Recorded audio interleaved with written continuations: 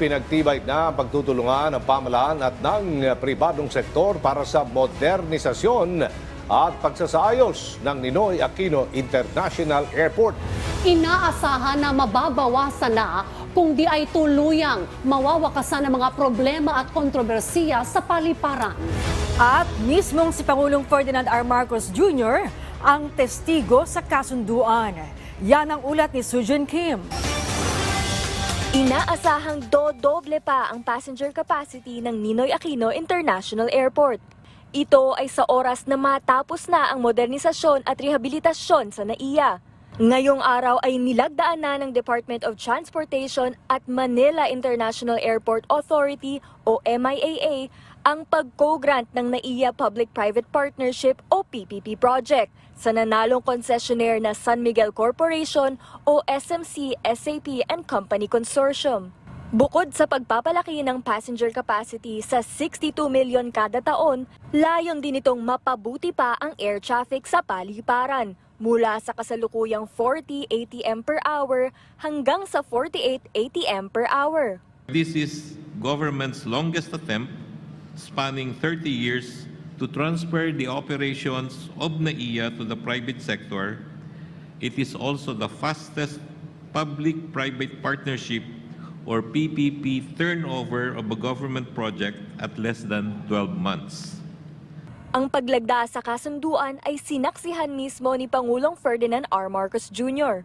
Ayon sa Presidente, kinakailangang mapabuti pa ang kapasidad ng paliparan para mas marami pa itong maserbisyohan. The reputation of this airport has been shredded, not by bad press, by its actual poor state.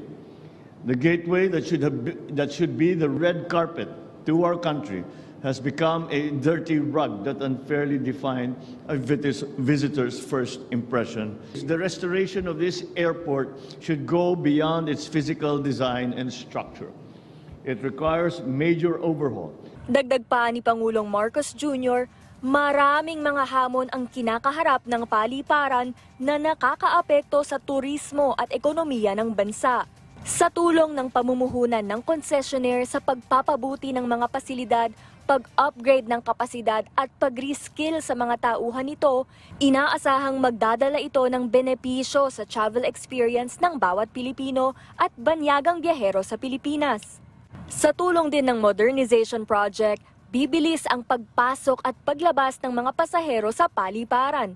Anila sa loob ng 20 minuto ay maaari nang makalabas ng airport ang mga pasahero. At kung gustuhin man nilang manatili lamang sa airport, malinis at komportable pa din ang kanilang tutuluyan. Ang kabuong halaga ng proyektong ito ay tinatayang aabot sa 122.3 billion pesos, habang ang concession period ay magtatagal ng 15 taon, pero posible itong ma-extend hanggang 25 taon. I urge the San Miguel Corporation and Company Consortium to fulfill its commitments to this PPP project. This undertaking is not just about revenues, but resources invested in the airport, and in many ways, it is an investment in our future. Ang susunod na target ng DOTR para sa modernization ay ang Bohol Panglao International Airport. Sujin Kim para sa Pambansang TV sa Bagong Pilipinas.